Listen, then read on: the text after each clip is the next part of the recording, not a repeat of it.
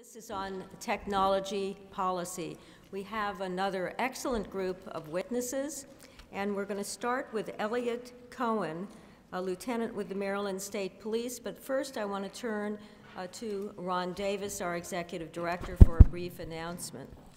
So thank you, Madam Chair. And if I say this wrong, for those that are into social media, I apologize. I just want to remind people, please feel free to use our hashtag at policing, hashtag policing task force. And you can also follow us on post on Facebook at Police Task Force. Thank you. So, Mr. Cohen, let's begin with you. Okay, I'd like to thank the panel first for allowing me to speak with you on this important topic. I'd like to start off with co-evolution of policy and technology. It's a critical part of building that public trust. Law enforcement law enforcement professionals are required to implement the technologies that are often seen through media, TV, the internet, and oftentimes we just don't have the means. But failing to adapt to what the public's expectations are and incorporating that into policy calls for a greater opportunity for distrust and confusion and misrepresentation as to how we accomplish our goals, which ultimately is to serve the public. Inherently, law enforcement professionals want to do what's right and do what's just. Most oftentimes, they're using what tools and knowledge they've either been trained to use or they have readily available. Example, implementation of non-lethal technologies. It's a priority topic, but when a law enforcement officer is on patrol, they may only have 3 options, one being pepper spray, one being an expandable baton, and the other being a firearm. In a situation like that, if the threat is greater than the 2 lowest level forms of tools that they have, it leaves one left to use. And even if not utilized, the perception of even drawing that device out, that tool from a holster, gives a perception that that was the first choice. The utilization of emerging technologies is a wide scope. It doesn't just fall within body cameras, tasers. It's a whole wide variety of tools that we use. The excitement of this is mutual between the public and law enforcement. Law enforcement sees it as a new toy. And that's really dumbing it down, but in actuality, law enforcement, they don't receive many new things. And we're talking about the officers who are making contact with the public, the individuals who represent the department, the political environment of the city, the county, and the state. And everything they do, everyone in government is judged by. So we can't give them more money. We can't give them more days off because of limited resources, limited personnel. So when they do have a new tool, there is a sense of excitement. But on the same token, with every new mobile device that's developed, every mobile technology that makes it readily available to share information, visual or audio, it's exciting to use. It's exciting for the public. It's also exciting for law enforcement, where we also might inappropriately use that technology, which policy will address. And when I say misappropriately use, at times we might just do a search on YouTube and find that maybe a law enforcement officer actually recorded the person themselves traveling at a high rate of speed and posted up to a social media environment. There should be policies in place to address that. So the implementation of policy with technology isn't just strictly building a community trust with instances of force, but just building that public trust that we're doing the right things all the time, even in instances where we don't believe we're being viewed or recorded. The failure to define policy leads to allow employees to utilize more of their own discretion and opinion rather than what the best practices are. So the implementation of emerging technologies, whether it's for personal use representing the department, the agency, should be spelled out clearly enough so that the employee understands that there's an impact greater than the moment that it's used. And I would encapsulate that in unintended consequences. Some of the technologies that we need to focus on is this concept of open data. Now, how does that apply to instances of force? But the transparency in the way we do our jobs, transparency in the number of times we have contact with individuals, the number of times that an individual may have been taken into custody, would allow the public and those who are viewing the actions of law enforcement to have a better understanding of what led to maybe this situation further down the road. It needs to be, the technology needs to be mutually beneficial. It needs to support the public trust and police, law enforcement operations. That is a delicate balance.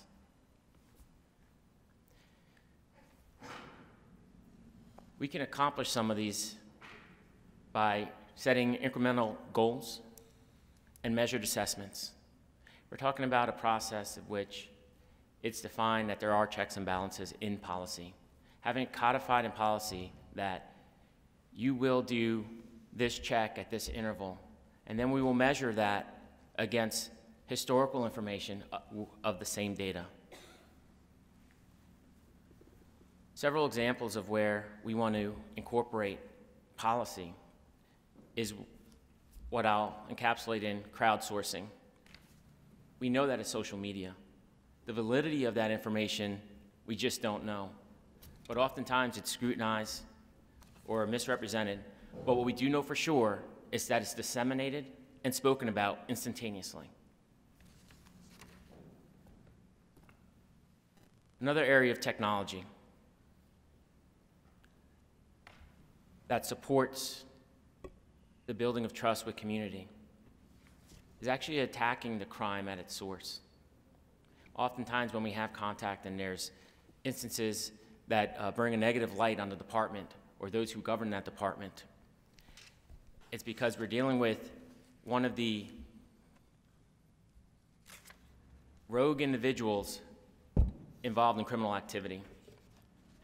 By involving emerging technologies with better data sharing processes, we could focus on those individuals who are truly perpetuating the crimes that cause us to engage in activities that diminish the public trust.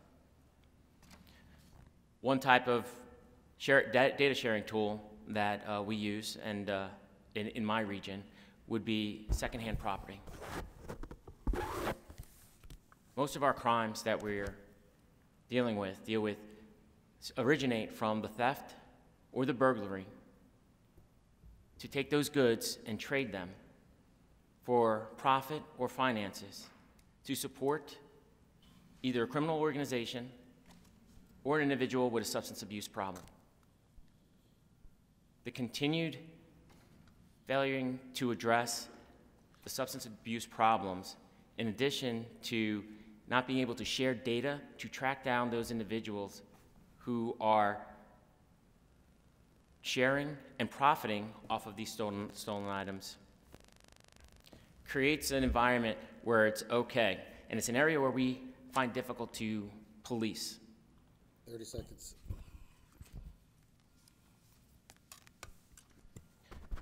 Within policy, sound policies should discuss open communications, effective training, and partnerships. Law enforcement technology impacts both security, privacy, and rights of the public, and they should also be addressed within policy. The public expects what they believe law enforcement has the ability to do. Public opinion is shaped, unfortunately, by misinformation, but by demystifying how we do our jobs through policy and making it publicly available, whether it be online or through open forums, takes away any question as to how we're doing, what we're doing, and why we're doing it that way. Policy for evolving technologies builds a foundation and culture towards self-accountability. The implementation of policy for self-accountability is what's going to help build that public trust. A demonstration of that will be the willingness to decommission an activity or a technology once it's satisfied with its goal or its intended goal. Thank you. Thank you. Now we have Mathu Grewal, who is the Policy Counsel for the Constitution Project. Thank you. On behalf of the Constitution Project, I'm grateful for the opportunity to address this task force. Bring this closer, sorry. Okay, is that better? All right. In light of the tragic deaths of Michael Brown, Eric Garner, John Crawford, Tamir Rice, Ayanna Jones, Rakia Boyd, and too many others like them, the nation is paying special attention to our criminal justice system and the relationship of communities and law enforcement. The Constitution Project is well known for issuing policy reports that are guided by several bipartisan and diverse committee members who push for practical reforms to protect constitutional rights. Recently, TCP convened a committee on policing reforms made up of law enforcement, legal scholars, community advocates, judges, prosecutors, public defenders, and a full list of these members is available on our website. This committee has submitted 2 policy briefs to the task force and recommendations in the last few weeks. The first is a background paper and guidelines for the use of body-worn cameras by law enforcement. And the second is a policy brief regarding the constitutional implications of the use of military force and equipment by law enforcement. The task force is also encouraged to review our earlier report, Guidelines for Public Video Surveillance, a guide to protecting communities and preserving civil liberties, which raises some of the concerns we hear regarding body-worn cameras. I've brought all copies of all 3, which are available at the registration table. Body-worn cameras have gained increased attention and use among law enforcement professionals. It's also important to note, as other panelists have, that body cameras are not the sole solution to issues that we're seeing on the ground today. The use of technology for law enforcement surveillance and observation is not new. In the early 1990s, dashboard cameras emerged as a means of capturing real-time encounters between the police and public.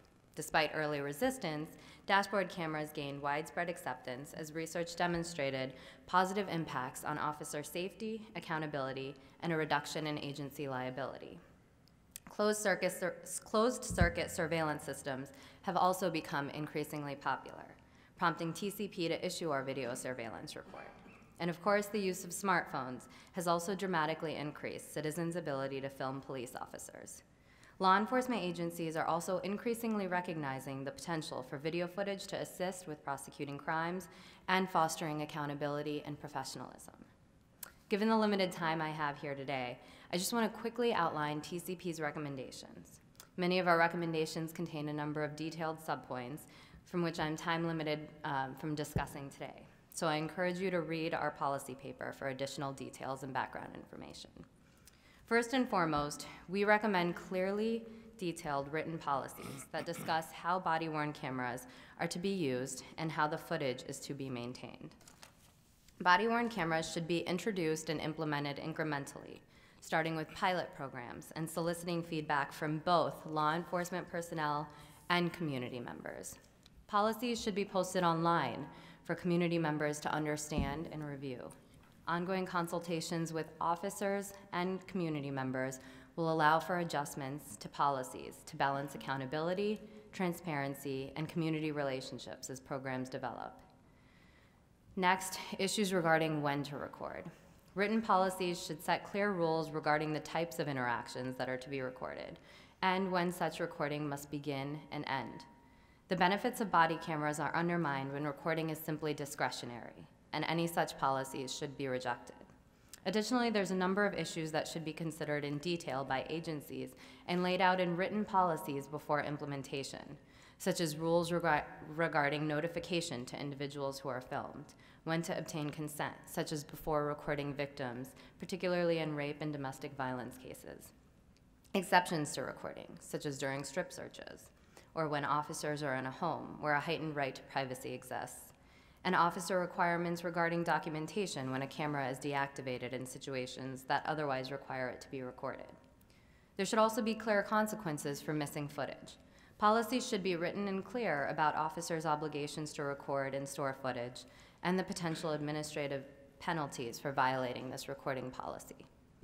There must also be clearly defined rules regarding how to maintain and when to delete such data. Certain footage should automatically be flagged to keep and retain, such as those involving a use of force incident or where a formal or informal complaint has been registered. The chain of custody must also be clearly preserved and recorded, and policies should clearly describe the responsibility of officers to turn in footage. This method of storage must also be secure and safe from data tampering, and there must be an effective audit and review system in place and clear policies on who may access this data and when. Written policies should also clearly state the length of time when that data should be retained and when it may be deleted. For example, most existing policies retain non-evidentiary footage between 60 and 90 days. Evidentiary footage that's part of an investigation should be maintained until the investigation and ensuing litigation is concluded. In serious felony cases resulting in the conviction and a sentence of a number of years or imposition of a death sentence, this footage should be retained indefinitely. Agencies must also consider who should have access to this massive collection of data. I've heard other panelists discuss today, and I want to underscore that agencies should be aware of when they must disclose data to the public. Policies should specifically outline who in the agency is responsible for complying with open records requests. And written policies should clearly outline the access of supervisors. For example, they must be allowed to review officer footage, such as to investigate a complaint against the officer or a specific incident in which the officer was involved, or to identify videos for training purposes. And finally, an important note on training. Training should be required for all law enforcement personnel who wear cameras or will have access to video footage, including supervisors and auditors. Training should address all practices included in the agency's written policies, including an overview of relevant state laws and department policies and scenario-based exercises that replicate situations officers may actually face in the field. I just want to conclude by emphasizing that there remains insufficient empirical research to fully support or refute many of the claims made about body-worn cameras. Further research is essential. I also want to mention that the role of community input cannot be understated. One of the core functions of body-worn cameras is to improve trust. Therefore, input from community members must be sought on an ongoing basis as policies are developed and implemented. Additionally, researchers should examine all aspects of technology and include citizen surveys to capture perceptions of the technology and its effect on trust in law enforcement. Police departments implementing body-worn cameras should be flexible in the development of their policies and willing to learn from other departments and make adjustments as needed. We realize as more stakeholders weigh in, more agencies adopt this technology, and more empirical research is conducted, new questions will arise. The Constitution Project and its Committee on Policing Reforms will continue to engage with policymakers to discuss the recommendations in our policy briefs. Thank you for your time. Thank you. Our next panelist is Bill Schreier. Bill Schreier is Senior Policy Advisor for the Office of the Chief Information Officer for the State of Washington. Welcome. Thank you, Chair Robinson. And being from Seattle, I have a presentation. There's a certain technology company up there that makes this particular software. Also, I believe an image is worth 1,000 words, as you probably heard multiple times this morning with body-worn video. Just a couple of things on this slide. I'm speaking from my experience, and I spent 8 years as the Chief Technology Officer for the City of Seattle, working with 3 different police chiefs. So some of what I'll say is informed by that. I also chair the State Interoperability Executive Committee, which is concerned about interoperability of radio systems for law enforcement and other first responders. Here's the legal jargon, a legal gobbledygook, which I made up myself. It's not an attorney's statement. The important thing here is that I'm speaking from my experience and my opinions. I'm not representing the people of the state of Washington or the city of Seattle, Governor Inslee, or Mayor Murray of the city of Seattle. I use examples from those locations. So citizen engagement. I think it's interesting that Madhu talked about the need for citizen engagement. And of course, this is the ideal, the Norman Rockwell painting of a white man standing up and speaking his mind. But we know that the reality is much different. The reality is citizens stand up and maybe get 2 minutes or 3 minutes in front of a public meeting to actually engage. And they also get angry. We've seen that many times, that citizens get angry or they get upset. That happens to be a school board meeting, as a matter of fact. And meetings are not the best way to engage citizens. We have new and better techniques today. So I want to illustrate that with this parable. This is actually a photograph of the election of Pope Benedict in 2005 in Rome. And I call your attention to the lower right corner of the screen where there's a single cell phone. Here is the same photograph from the same vantage point for Pope Francis in 2013. In this case, 8 years, now 10 years, and look at the difference. Technology is changing the way we do business today as citizens, for businesses, and could be and is for policing.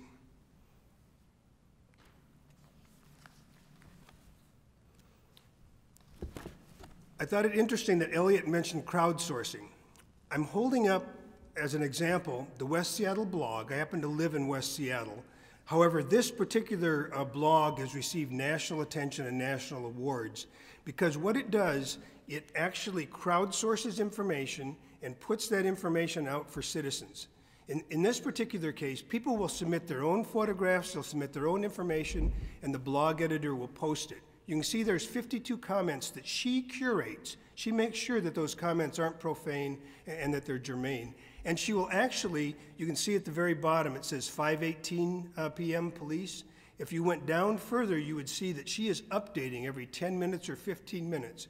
She'll go out, she'll talk to police officers on the scene, as well as citizens to crowdsource this information and put it up for citizens to see.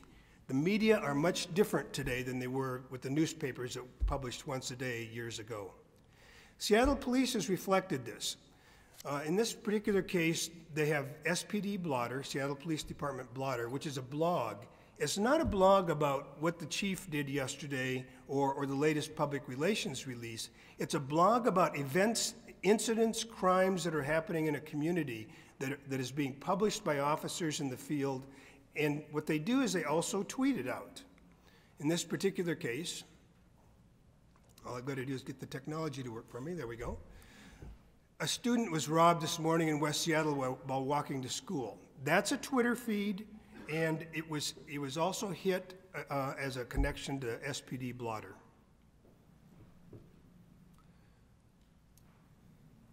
I was privileged in 2010 to actually chair a group that published implemented a new computer-aided dispatch and records management system. We gave every officer a laptop computer.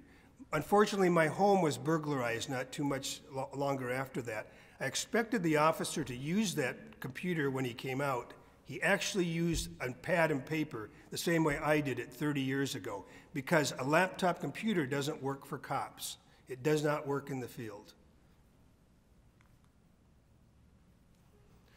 Therefore, that leads to one of my most significant recommendations is that we should equip all police officers with tablet computers, smartphones, and apps, just like FedEx and UPS and other private businesses are equipped today.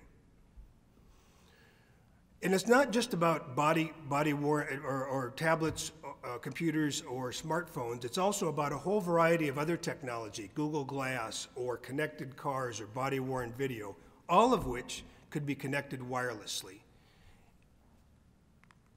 However, I'm sorry, it's not moving quite as fast as I had hoped. Does anybody recognize this photograph? Sheriff Farrar does.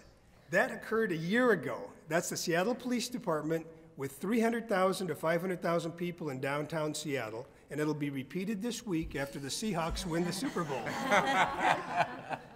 So why is that relevant to this particular panel? Here's why. This is the headline in the Seattle Times the day afterwards. Cell use at Seahawks parade swamped wireless networks. Why is that relevant to policing? Because of this. Who's got priority on networks? My 5-year-old granddaughter using a tablet computer or first responders? The answer is on commercial networks, they have equal priority.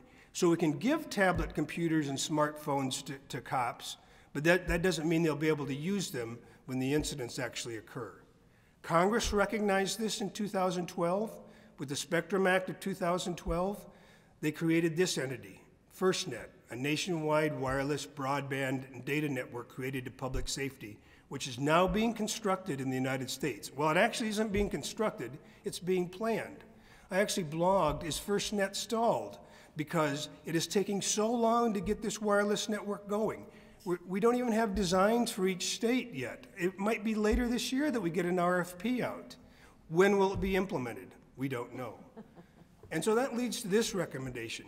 We need FirstNet, which is a part of the Department of Commerce, a federal agency, some exemption from federal personnel rules and the federal acquisition regulation so it can become faster and more entrepreneurial.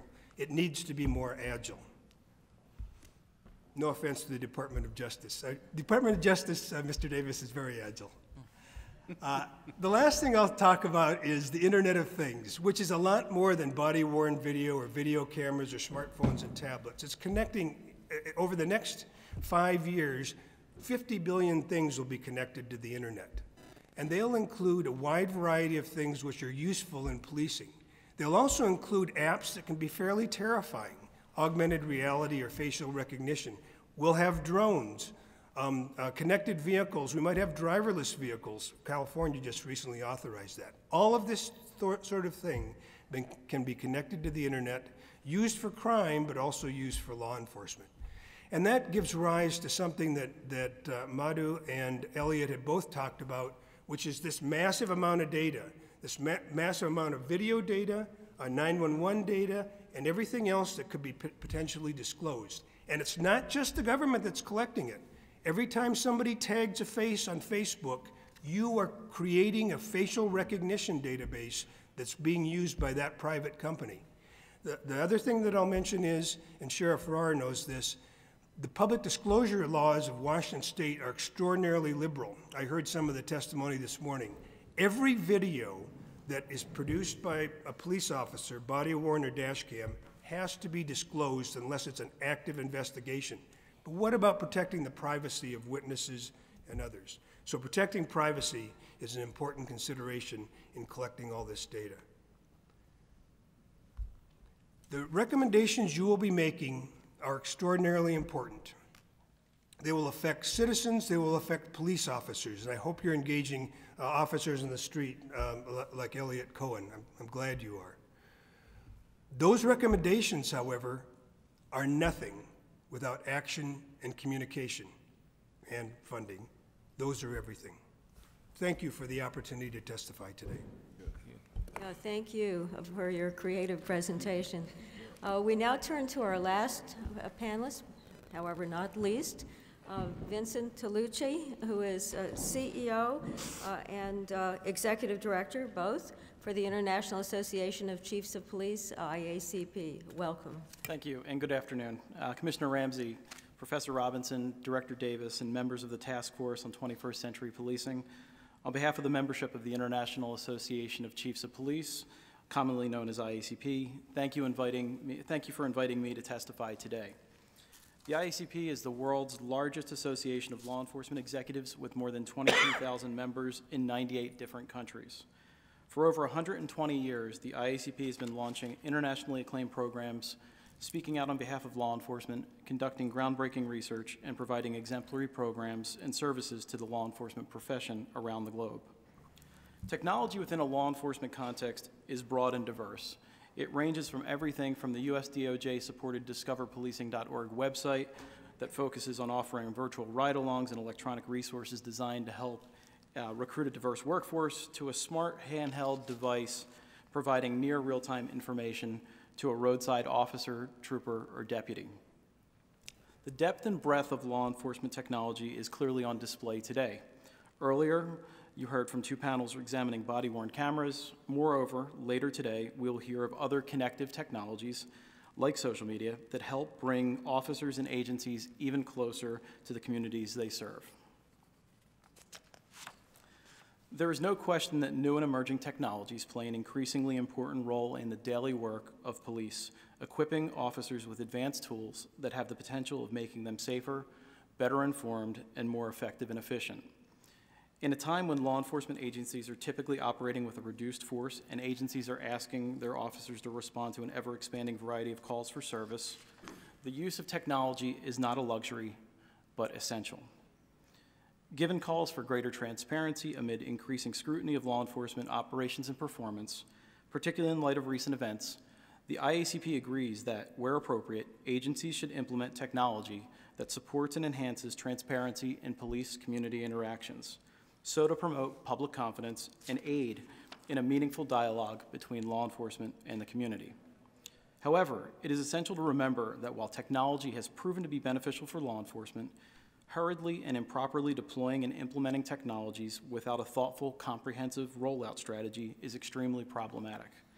Such a sudden proliferation of a new technology without a much-needed supporting infrastructure will force agencies to address unintended, unanticipated consequences on a rolling, ongoing basis, including playing catch-up on policies, privacy impact assessments, and determining long-term total costs of ownership. Prior to the use of any technology like body-worn cameras, video surveillance systems, and automatic license plate readers, agencies need to have policies in place that govern the deployment and use of the technology.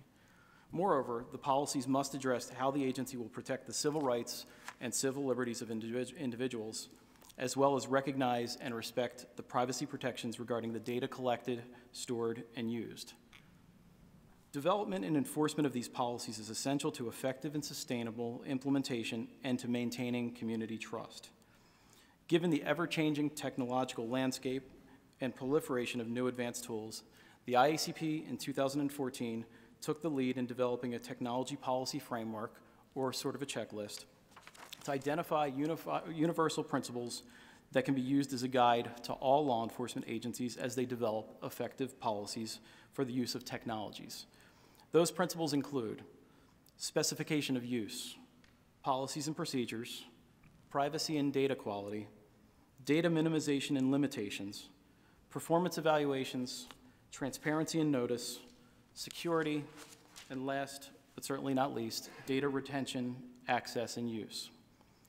While technology has proven to be a useful tool for law enforcement, we also must remember a few things. As Commissioner Ramsey noted earlier, just because a technology can be implemented doesn't mean that it should be implemented. Secondly, technology can both facilitate and inhibit building community bonds. The benefits that technology can bring to law enforcement and their relations with the community can only be achieved through proper planning, implementation, training, deployment, use, and management of the technology and the information it provides. Further, communication with the community regarding a specific technology's purpose and proposed use is an important component. Like all resources and tools available to law enforcement, the use of new technologies must be carefully considered and managed. Agencies must clearly articulate their strategic goals for the technology, and this should be aligned with the broader strategic plans of the agency and the safety needs of the public. Thorough and ongoing training is required to ensure that the technology performs effectively and that users are well-versed in the operational policies and procedures defined and enforced by the agency. Policies must be developed and strictly enforced to ensure the quality of the data, the security of the system, compliance with applicable laws and regulations, and the privacy of information gathered. Building robust auditing requirements into agency policies will help enforce proper use of the system and reassure the public that the privacy interests are recognized and protected. The development of these policies is a proven way for law enforcement executives to ensure they are taking full advantage of technology to assist in providing the best criminal justice services while protecting the privacy, civil rights, and civil liberties of the citizens they serve. Similar to IACP's technology policy framework, another longtime service the IACP provides is developing and refining model policies for law enforcement on complicated issues like the use of technology, including body-worn cameras. Lastly and importantly, we must also be mindful that although the economy has substantially recovered in many communities, state and local governments and their law enforcement agencies are still operating on substantially reduced budgets. If the members of the task force recommend that all law enforcement agencies should acquire certain technologies, there needs to be a resource assistance to do so. Again, thank you for convening this listening session and for the opportunity for the IACP to express its views on the use of technology to aid in the strengthening of community police relations in the United States. I do hope that you will get a chance to read our technology policy framework and our model policy on the use of body-worn cameras, and I certainly welcome any questions from the task force members. Thank you. Thank you, Mr. Tolucci, and all of the panelists.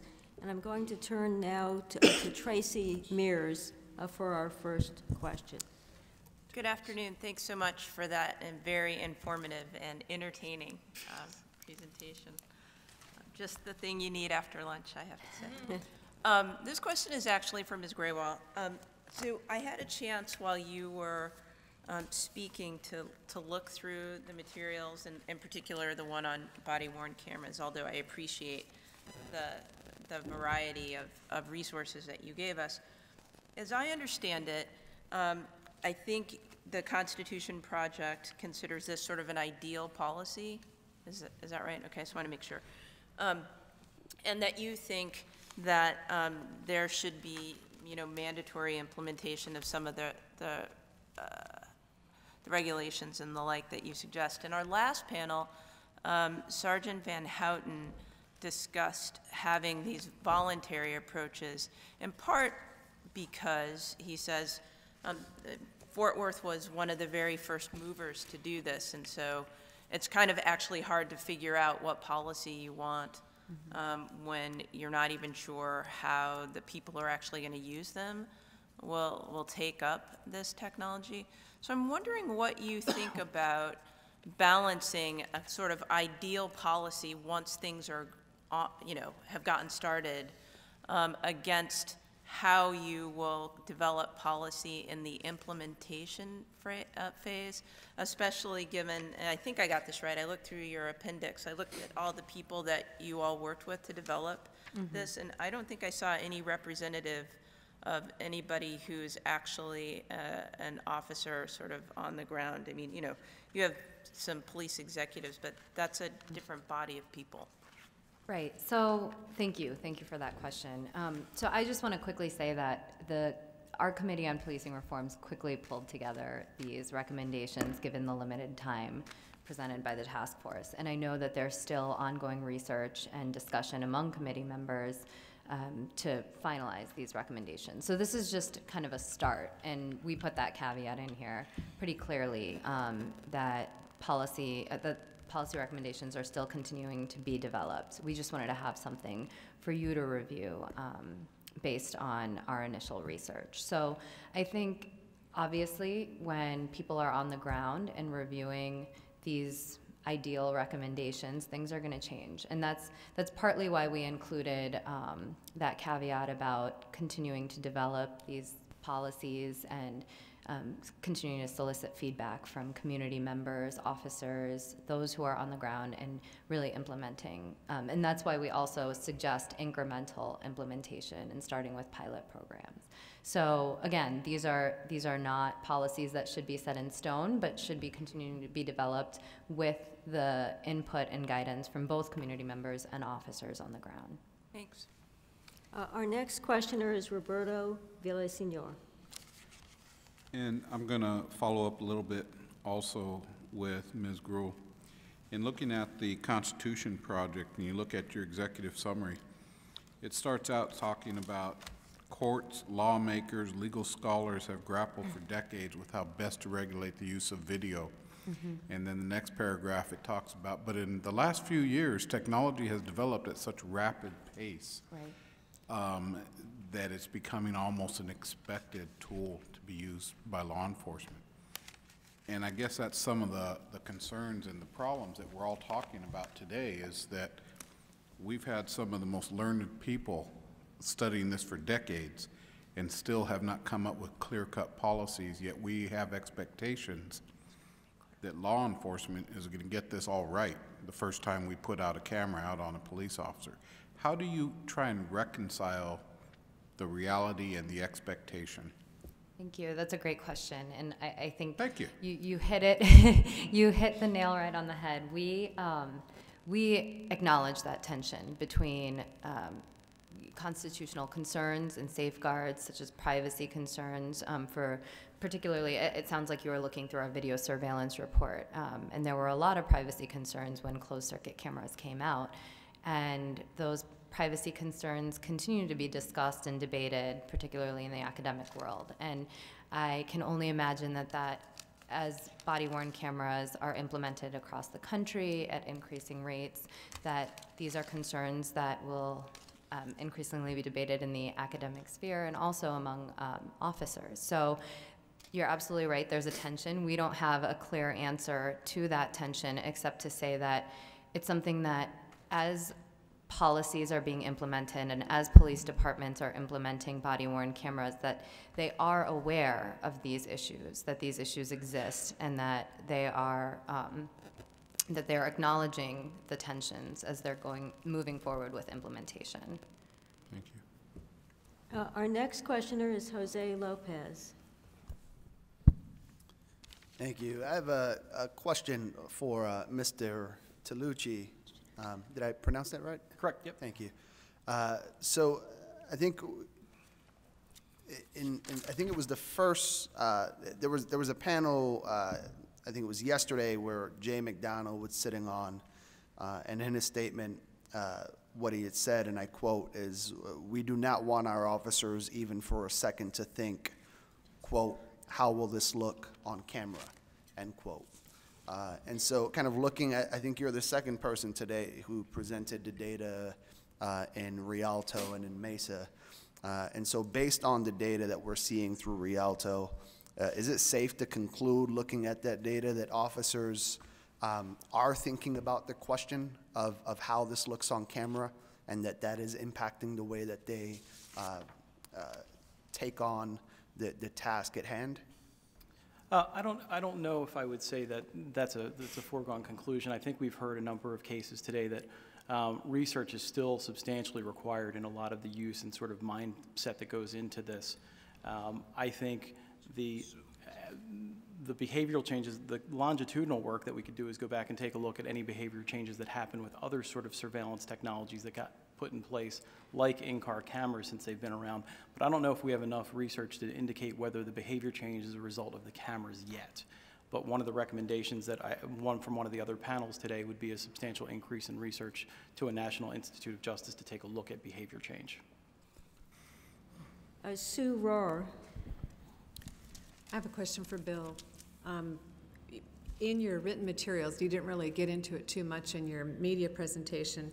You have a recommendation about engaging the street cop, and you talk about an officer engaging in tweeting out information while on patrol. And I'm wondering if you can expand a little bit on what you put in your written report and what the consequences were of that. Thank you, Sheriff Rohr. I think one of the problems with many departments is that they are very hierarchical and top-down. So things are driven by the public information officer and the chief. And obviously, the work actually occurs on the street. One of the things that I think about in terms of how the work gets done is it's very agile. You expect officers to make decisions, Elliot knows this, based on their training and experience, but they're always in a new situation. It's very agile. And they also speak very well for themselves, some of those officers. So if we can give them voice to speak to the media, to tweet the information out, and occasionally blog about it. Seattle Police actually had a police officer do a Reddit.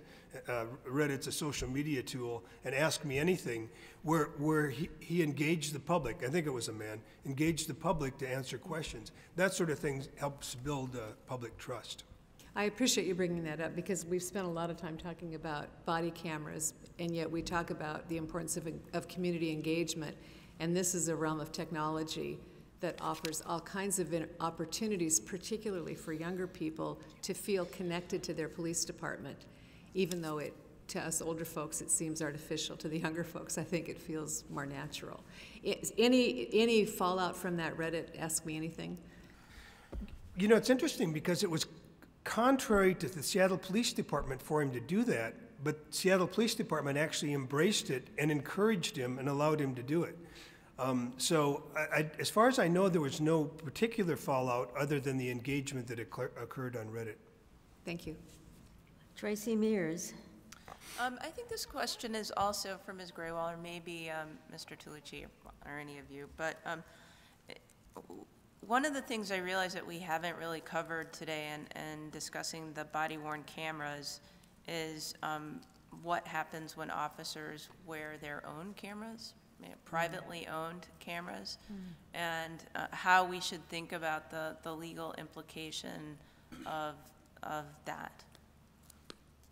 That's an interesting question. We haven't actually addressed that in any of our reports. I don't know if Mr. Tolucci has actually ever thought about that. We haven't looked at that yet either, but it would be an interesting sort of call to cull sort of what the anecdotal information is telling us on it. But we haven't in our materials we haven't seen that yet. Well, our co-chair, Commissioner Ramsey, wants to comment on that. Great.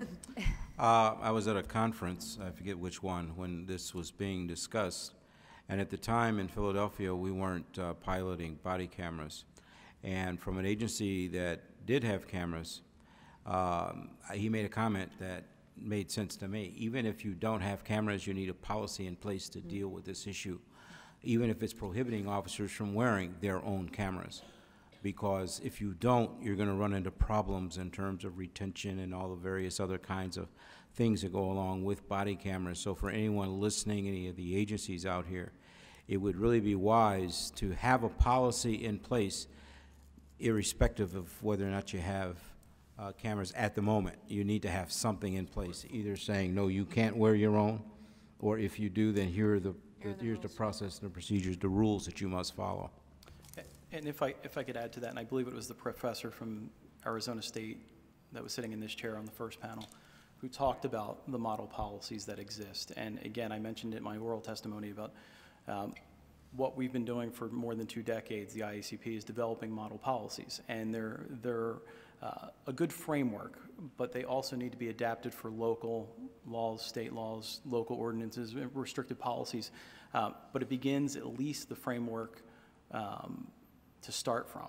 And we distributed that into our entire membership last year to good feedback thus far, given the burgeoning call for body-worn cameras. And Bill Schreier. And I just point out that it's more than video cameras. It's also smartphones and tablets. Right. So, or any computer. So when you do not issue these devices to an officer, they use their own. And that technically, well, not technically, legally and technically is subject to public disclosure, FOIA, retention, everything you've mentioned, Chief Ramsey. And in the state of Washington, it violates the two-party consent law. And a very good example of that was we had officers that were using it to track stolen cell phones. They were using software in their smartphone to track iPhones that had been stolen to try to apprehend the offender and recover the phone. That's fine, but that's your personal phone. And so now, you know, discovery and all the other things that kick in, you know, you don't necessarily want all of your private information exposed either. So using your own personal iPad or whatever for police work is something that, again, policy. You need to make officers aware of the consequences when they do that. I just actually want to quickly underscore, I mean, I talked a lot about the importance of written policies and training, and so I think this is a perfect example of before anything is rolled out, that the use of cameras, whether personal or provided by the agency, should be in both written policies but also included in training. So there should be some training on how you're using your smartphone on the job, if you're using your camera, what the implications of that are, including in that officer training, you know, consent laws, that state's consent laws, and what they have to publicly disclose. And I think that's all significantly important for law enforcement agencies to provide that training and written policies to officers. Thank you. Yeah. Jose Lopez?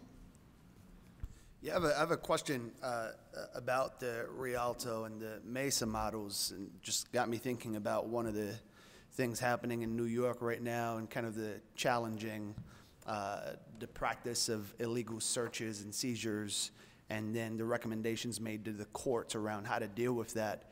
So in Rialto and Mesa, are there any policies already set in place that discuss that idea that if you are recording an incident and you, through an illegal search or seizure, are able to find something on the person that you stop and search, are there any policies around whether or not that can be used in the process through the courts? I'm not familiar with the operational policy and procedures of Mesa or Rialto. I would.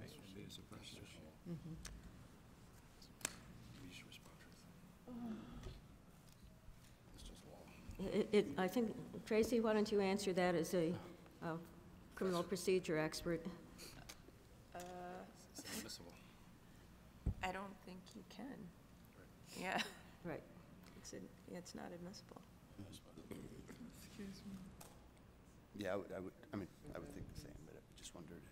Oh, why don't we move on then? Our next questioner is Brittany Packnett.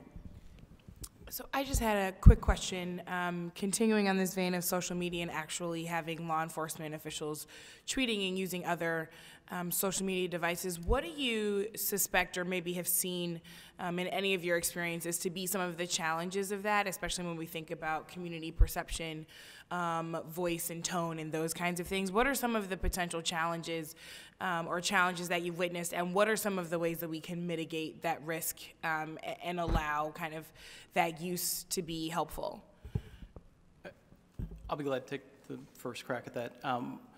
Through the Bureau of Justice Assistance several years back, we stood up a IACP Center for Social Media to essentially provide the infrastructure and information to provide the framework for law enforcement agencies that want to do social media, sort of the how-to, but also taking a look at sort of the pitfalls. Probably the biggest issue is cultural, and I think that is being sort of, it goes away with more time and acceptance. And for instance, I was sharing with several people, my colleagues and I from IACP decided yesterday at the last minute to drive instead of fly out here from Washington, D.C. And the whole way along, we did a tweet along. And it was interesting, but it was to try to get a discussion going. I don't think that would have happened 3 years ago in terms of talking about this, because we were trying to generate information or interest in the policing task force. We were tweeting along different states, sending it to the state associations, sending it to the state police as we were going through. But I think it's cultural. I think it's time. I think it's an understanding. It's not something that was a normal technology 5 years ago. But you take a look at the stats from the Center for Social Media, and there's a lot of usage. And bringing the community closer and having that closer dialogue through means is tricky. And I opened up my Twitter account for the first time yesterday, and I'm scared to read the feed after I'm done here. So. Well, Vince, I'd just like to say on behalf of the Policing Task Force, we appreciate your tweeting support. Thank you. Bill, you want to weigh in? There are myriad of policy issues, and I'll just mention a couple. One is, so do you restrict police officers in their personal use of Facebook, Twitter, off the job this is now, personal use? For example, we have an officer now in Seattle who faces potential discipline because she may have posted disparaging comments on Facebook, gender or race-based.